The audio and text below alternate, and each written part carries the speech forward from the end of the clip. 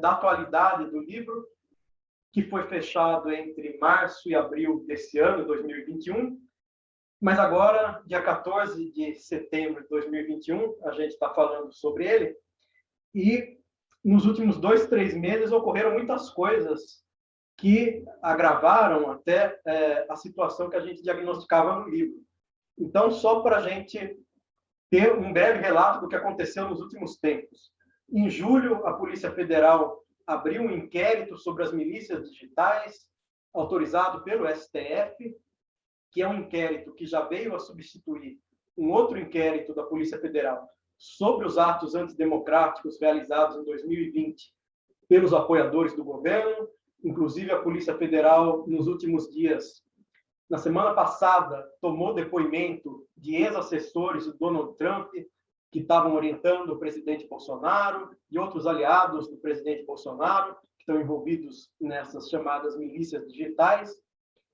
Em agosto, ainda, o TSE abriu um inquérito administrativo para avaliar esses crimes envolvidos nas estratégias de comunicação, nas fake news, sobre as urnas eletrônicas. Em agosto, ainda, o Congresso Nacional revogou a Lei de Segurança Nacional, que era da época da ditadura militar, criou uma nova Lei da Segurança Nacional, tipificando o crime de comunicação enganosa em massa.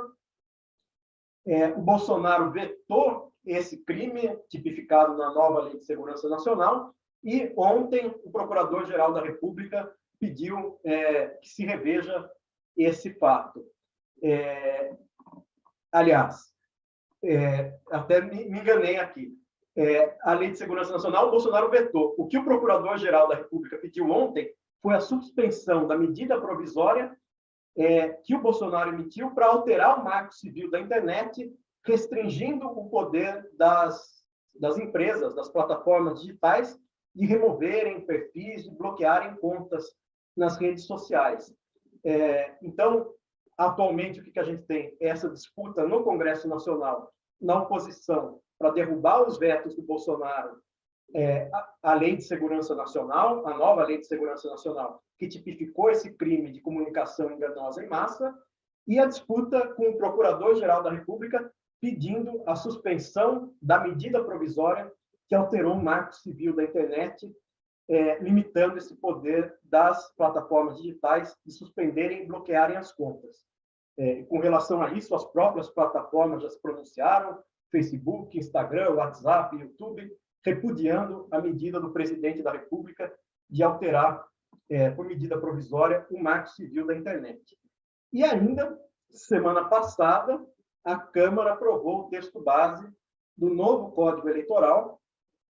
Ainda faltam ser votados os destaques e falta a votação do Senado, mas, enfim, está em discussão no Congresso Nacional um novo Código Eleitoral que prevê várias medidas com relação às fake news. Por exemplo, veta o uso de robôs, prevê multas de até 120 mil para quem compartilhar fake news, divulgar fatos gravemente descontextualizados ou mentirosos. Um dos artigos dessa proposta de novo Código Eleitoral proíbe a veiculação de propaganda política ou eleitoral por meio de perfis automatizados, por meio de robôs, e ao mesmo tempo, essa proposta de reforma do Código Eleitoral dificulta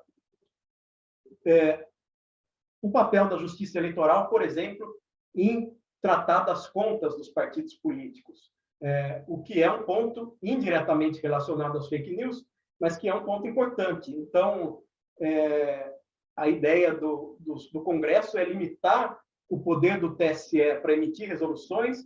Essas resoluções só poderiam ser emitidas até um ano antes das eleições, e o Congresso poderia cassar as resoluções do Tribunal Superior Eleitoral. Então, isso mostra que o Congresso está se movimentando, o Judiciário, a Polícia Federal, o Ministério Público, todos estão se movimentando, e que a gente está no meio de uma disputa em que uma das questões centrais é essa questão da divulgação de notícias falsas, da contaminação da esfera pública por notícias falsas que criam esses grupos políticos descolados da realidade e com pretensões autoritárias. Tudo isso ocorreu aí nos últimos 2, 3 meses, principalmente desde a semana passada. Evidentemente, a gente não pode abordar isso no livro que foi fechado em março, abril desse ano de 2021. Mas o livro teve justamente como proposta observar como o sistema jurídico aprendia a tratar de um tema novo e de um tema tão complexo, né? Então, a nossa pretensão foi, a partir das eleições de 2018, observar os primeiros passos e algo que já tenha sido decidido também antes de 2018, qual foi essa trajetória do direito brasileiro para tratar desse problema que ganhou visibilidade justamente nas eleições de 2018, principalmente na disputa presidencial, e constatar a dificuldade tanto do legislativo quanto do judiciário para darem respostas para esse problema que envolve tecnologias complexas, sob o domínio de empresas transnacionais, e um problema que tem repercussões em múltiplos setores, né? Fake news afetam a política, as fake news eleitorais, mas também fake news afetam a saúde pública, como a gente viu na pandemia. Claro, a gente focou o aspecto eleitoral, mas a disseminação massiva de notícias falsas pelas plataformas digitais, que é o que a gente poderia conceituar como fake news, é um fenômeno que contamina os diversos sistemas sociais. Se essas são as últimas medidas que a gente tem notícia, as disputas mais atuais que eu acabei de comentar, fato é que logo depois das eleições de 2018, já começou a haver um movimento mínimo no Congresso e no Judiciário. No STF, com a instauração do inquérito das fake news em março de 2019, portanto, há 3 meses aí com o governo empossado, governo federal, e o Congresso, em setembro de 2019, instaurou a CPMI mista das fake news. Bom, e por que esse tema é importante dentro do nosso histórico eleitoral brasileiro? Porque a gente tem que lembrar que, durante o Império, o voto foi censitário, cerca de 10% a 15% da população efetivamente votava. Do final do Império, 1881, e durante toda a República Velha, praticamente 1% da população é que votava de fato, porque na Constituição de 1891 o voto foi negado aos analfabetos. Além de tudo, havia todo aquele poder econômico clientelista que maculava o exercício do voto. O nosso código, a nossa justiça eleitoral foi criada por Getúlio Vargas numa época de exceção, em 32, quando ele também cria o voto feminino e aumenta a segurança do voto secreto, mas o fato é que o Congresso ficou fechado de 37 a 45.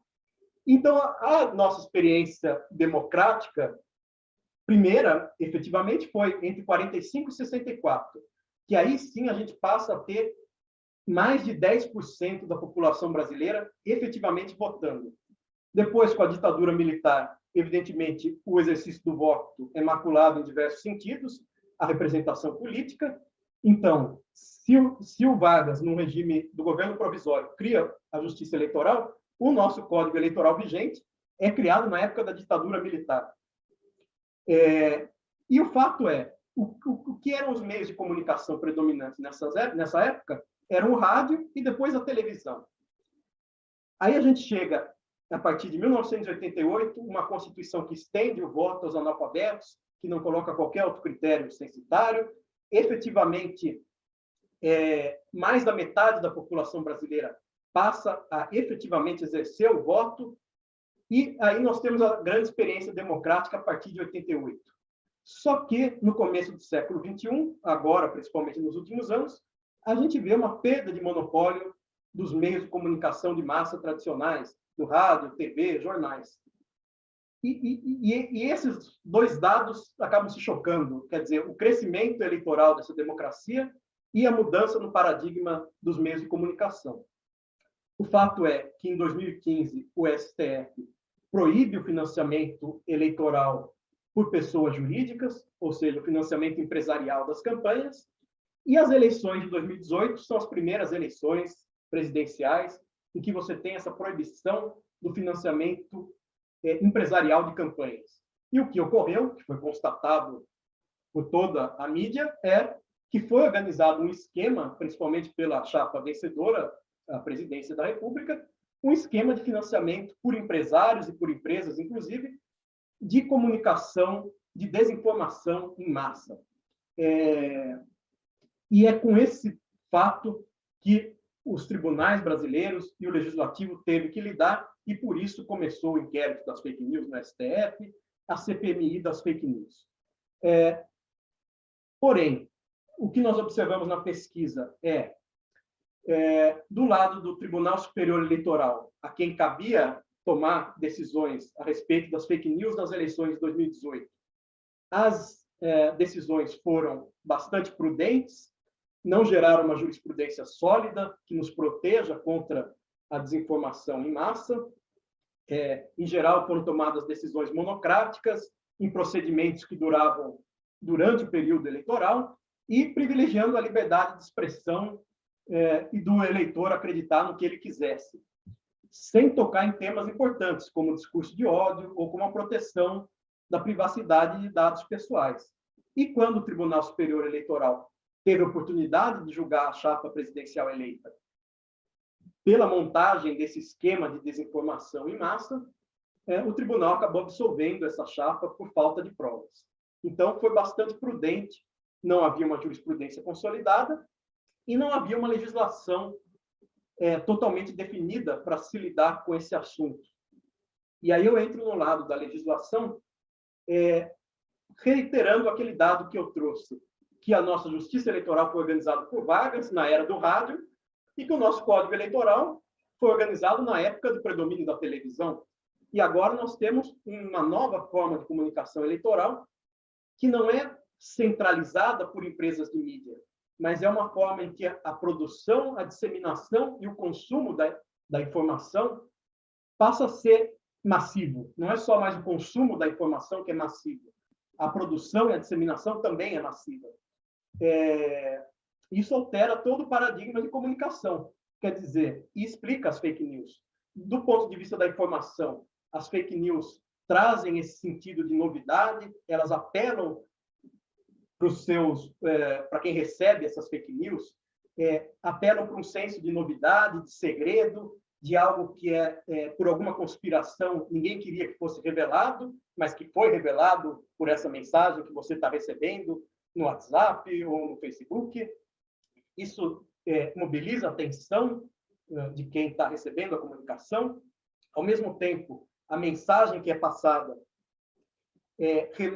reforça esse aspecto da denúncia moral, de que você tem que aceitar ou repudiar de maneira absoluta aquele personagem, por exemplo, que está sendo objeto da notícia falsa, mas que o eleitor tende a acreditar que é verdadeira.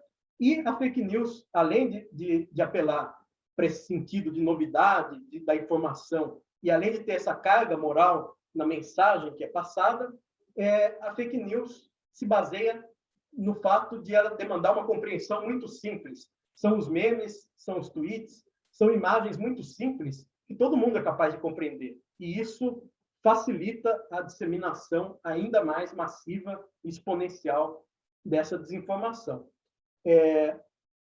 E tudo isso mostra o cenário em que o legislativo teve que reagir. Quer dizer, o nosso Código Eleitoral 65 tipifica os crimes de calúnia, injúria, difamação, criminaliza a divulgação de fatos inverídicos na propaganda eleitoral, mas tudo isso que a gente está assistindo ocorre fora da propaganda eleitoral oficial, muitas vezes, e demanda maiores providências legislativas. Então, em 2013, o Congresso estabeleceu uma emenda, a Lei 9504 de 97, que criminaliza a contratação direta ou indireta de grupos com a finalidade específica de emitir mensagens ou comentários na internet para ofender a honra ou denigrir a imagem de qualquer candidato, partido ou coligação. Então, em 2013, foi tomada essa providência. Em 2019, logo depois das eleições, Uma lei incluiu no Código Eleitoral o crime de denunciação caluniosa, de quem comprovadamente sabendo que o denunciado é inocente divulga com finalidade eleitoral uma conduta falsamente atribuída. E então foram sendo feitas emendas, pequenos artigos na legislação. O que a gente tentou observar foi um grande pacote que o Congresso Nacional foi estabelecendo para regular as comunicações digitais. Primeiro, o Marco Civil da Internet, depois a Lei Geral de Proteção de Dados Pessoais, que acabou entrando em vigor depois das eleições, entrou em vigor em setembro de 2020 só, e as sanções só são imponíveis agora, a partir do mês passado, 2021. Depois do Marco Civil da Internet, então, veio o LGPD, e vem o projeto de lei das fake news, que tem um instituto importante, que é a ideia da autorregulação regulada, de como o direito estatal pode colaborar e receber a colaboração das próprias plataformas digitais para moderar conteúdo e para punir essas condutas de divulgação de notícias falsas. O problema disso entre outros, o grande problema é que ainda existem muitas plataformas, muitos aplicativos de mensagens que não têm autorregulação, que não têm diálogo com o poder público e que estão se desenvolvendo numa zona de penumbra, fora de qualquer regulação estatal e também sem iniciativas próprias de moderar condutas abusivas. De modo que o cenário que a gente chega hoje é um cenário em que o Congresso Nacional e o próprio Judiciário tendem a apelar para especialistas, tendem a estabelecer princípios gerais, mas têm dificuldades em estabelecer regras claras para criminalizar as condutas e depois em efetivamente aplicar essas regras e punir os candidatos, as empresas, os divulgadores de fake news. Então, a gente ainda não tem um quadro regulatório formado, seguro, para nos proteger contra esse tipo de conduta. E, ao mesmo tempo, todas essas iniciativas que eu acabei de comentar, que vêm sendo tomadas pelo Ministério Público, pela Câmara, pelo Senado, pelo Judiciário, correm o risco de serem medidas que vão criminalizar, eventualmente, a disseminação de fake news num plano simbólico, mas que podem não ser efetivamente aplicadas. E aí a gente entra naquele problema, talvez, de uma legislação simbólica, na linha do Kinderman, do Marcelo Neves, que é a ideia de que o legislador vai confirmar que existe o problema da fake news, vai repudiar esse problema, vai criar esse álibi de que a regulação já existe, mas talvez haja dificuldade para aplicar essa regulação. Porque, primeiro, falta consenso político no Congresso, existe um grupo que só está lá por causa das fake news, então, efetivamente, não existe um consenso para regular e punir esse tipo de conduta. E, do ponto de vista do judiciário, existe uma grande cautela para julgar e condenar, principalmente altas autoridades que tenham se valido de fake news. E é um problema que se agrava no caso da justiça eleitoral, porque, enfim, falta uma estrutura organizacional totalmente independente da justiça eleitoral. Os juízes não têm vitaliciedade na justiça eleitoral, muitos cargos são rotativos, a jurisprudência é volátil, juízes que deixam de atuar na corte podem, em seguida, atuar como advogados, sem qualquer quarentena. Então, falta uma institucionalização da justiça eleitoral que lhe dê autonomia para, efetivamente, punir quem mereça ser punido. Então, a justiça eleitoral é competente no ponto de vista administrativo, de organizar as eleições, a rigidez das urnas eletrônicas, mas, do ponto de vista judicial, ela realmente tem muita cautela e talvez não tenha condições de enfrentar o poder político na medida em que isso se faz necessário, principalmente no cenário brasileiro atual.